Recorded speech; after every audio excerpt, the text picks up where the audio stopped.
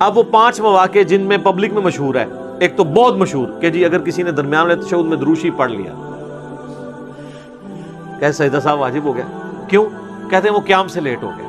قیام سے لیٹ ہو گیا، کھیلنے تو نہیں چلا گیا تھا، اللہ کا ذکر کر رہا ہے اور دروشی بھی پڑھ رہا ہے. ویسے تو کہتے ہیں ہم جی درود والے ہیں، ہم بارود والے نہیں ہیں. ایتھے درود تانوں چپ گیا. اور حالانکہ یہ سنت ہے، صحیح مسلم میں حدیث ہے، اما عائشہ کہتی ہیں کہ نبی علیہ السلام اکٹھی 9 رکعت وتر پڑھا کرتے تھے، جس میں صرف 8ویں رکعت میں بیٹھتے تھے، باقی ہر رکعت میں آپ کھڑے ہو جاتے تھے.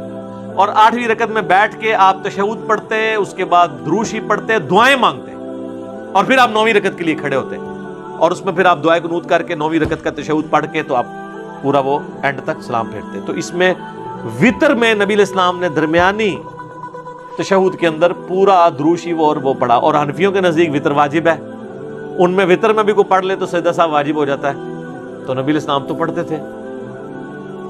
ہاں مسند احمد میں حدیث ہے کہ عبداللہ ابن مسعود کہتے ہیں اگر درمیان والا تشہد ہو تو تم عبدو و رسولو کے بعد کھڑے ہو جاؤ. یعنی یہ آپشن ہے، چاہے دروشی پڑھ کے کھڑے ہو یا بغیر دروشی، لیکن دروشی پڑھنے سے سجدہ صاحب واجب نہیں ہوتا. اور اس پہ فقہ حنفی والوں نے ایک خواب امام حنیفہ کا مشہور کیا ہوا ہے. میرا ایک یوٹیوب پہ کلپ بھی ہے، فقہ حنفی کی انجینئرنگ. وہ کہتے ہیں جی امام حنیفہ کو نبی علیہ السلام کی خواب میں زیارت ہوئی. امام حنیفہ سے معذرت ان بیچاروں کو پتہ بھی نہیں ہوگا. کہتے ہیں نبی علیہ السلام نے کہا تو نے سجدہ صاحب واجب کر دیا جو دروشی دوسری رکعت میں پڑھ لے میرے ماننے والوں پر. تو انہوں نے کہا یا رسول اللہ اس لیے کہ وہ غافل ہو کے پڑھ رہا ہے. تو نبی علیہ السلام مسکرائے اور آپ خوش ہوئے. واہ جی واہ، کڈی بڑی کہانی کرائی جائے. نبی علیہ السلام سے زیادہ ذہین شخص کوئی تھا؟ آپ یہ کہانی مجھے نہیں کرا سکتے، نبی علیہ السلام کو کہانی کروائی ہے آپ نے. سب جھوٹ ہے، کوئی امام حنیفہ نے خواب نہیں دیکھا. اگلی بات یہ تھی کہ نبی علیہ السلام یہ پوچھتے کہ بھئی اگر کوئی جان بوجھ کے پڑھے بڑے شوق سے محبت کے ساتھ یہ کہتے ہوئے کہ ہم درود والے ہیں بارود والے نہیں ہیں، پھر تو کیا کہتا ہے؟ تو پھر فقہ حنفی یہ کہتی ہے کہ جس کام سے سجدہ صاحب واجب ہوتا ہے نا، اگر آپ وہ جان بوجھ کے کریں تو نماز واجب الاعادہ مکروہ تحریمی ہو جاتی ہے، دوبارہ پڑھنی ضروری ہو جاتی ہے. تو پھر امام حنیفہ یہ کہتے ہیں کہ یا رسول اللہ اس کی تو نماز ہی نہیں ہوتی. تو پھر حضور نے کہا یار ایک ہی 2 نمبری ہے، کیڑا بھول کے پڑھے تو انہوں تو کہنا غافل ہو کے پڑھے ہے، اور جو جان بوجھ کے پڑھ رہا ہے انہوں کہہ رہے ہیں جان بوجھ کے پڑھے تو نہیں ہوتی.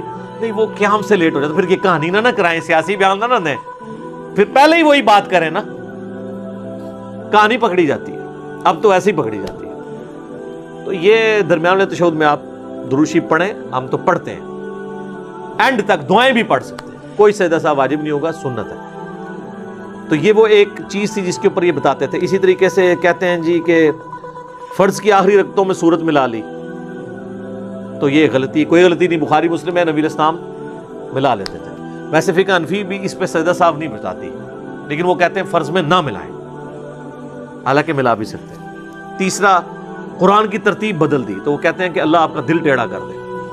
یا قرآن کی ترتیب تو یہ بدلنا ہے کہ اگر کوئی سورۃ الناس کی تیسری آیت پہلی کی جگہ پڑھ دے، پہلی کو چوتھی پہ لے جائے، یہ ہے. سورت پوری کی پوری آگے پیچھے ہو جائے تو یہ قرآن کہاں سے بدلا؟ قرآن تو جس ترتیب میں نازل ہوا ہے وہ اس پہ تو آپ بھی نہیں پڑھ رہے. سورۃ العلق پہلی سورت ہے جو نازل ہوئی ہے، پھر تو آپ کو ہر فرض نماز میں پہلی رکعت میں سورۃ العلق پڑھنی چاہیے. کوئی بھی اس کے علاوہ پڑھی تو آپ نے ترتیب بدل دی. ویسے یہ فقہ حنفی والے بھی کہتے ہیں ترتیب بدلنے سے گناہگار ہوں گے، نماز ہو جائے گی سجدہ صاحب نہیں. حالانکہ مسلم شریف میں ہے کہ نبی علیہ السلام نے نماز پڑھی تو آپ علیہ السلام نے پہلی رکعت میں سورہ نساء پڑھی اور دوسری میں آل عمران پڑھی. ترتیب بدل دی، شکر ہے بدل دی. اس طرح مسلم شریف میں بھی ایک حدیث ہے کہ آپ نے وہ جو طواف کے بعد 2 نفل پڑھے نا، تو پہلی میں قل هو اللہ احد، دوسری میں قل یا ایھا الکافرون پڑھی.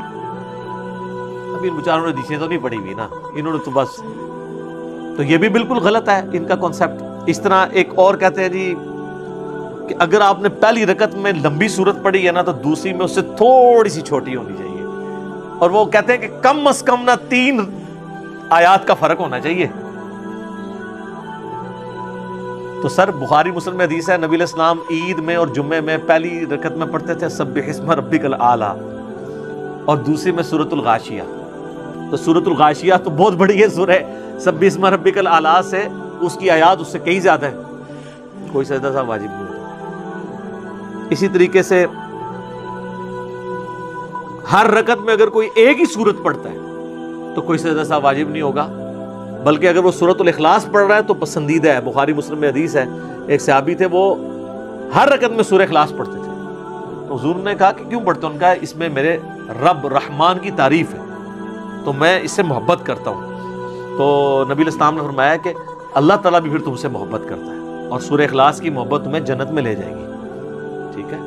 تو سورہ اخلاص آپ ہر رکعت میں پڑھ سکتے ہیں، نوافل میں تو افضل ہے، اور باقی صورتوں کے ساتھ ملا کے بھی پڑھ سکتے ہیں۔ سورہ اخلاص جو ہے نا یہ تو توحید، دعوت توحید ہے، اور توحید اسلام کی بنیاد ہے۔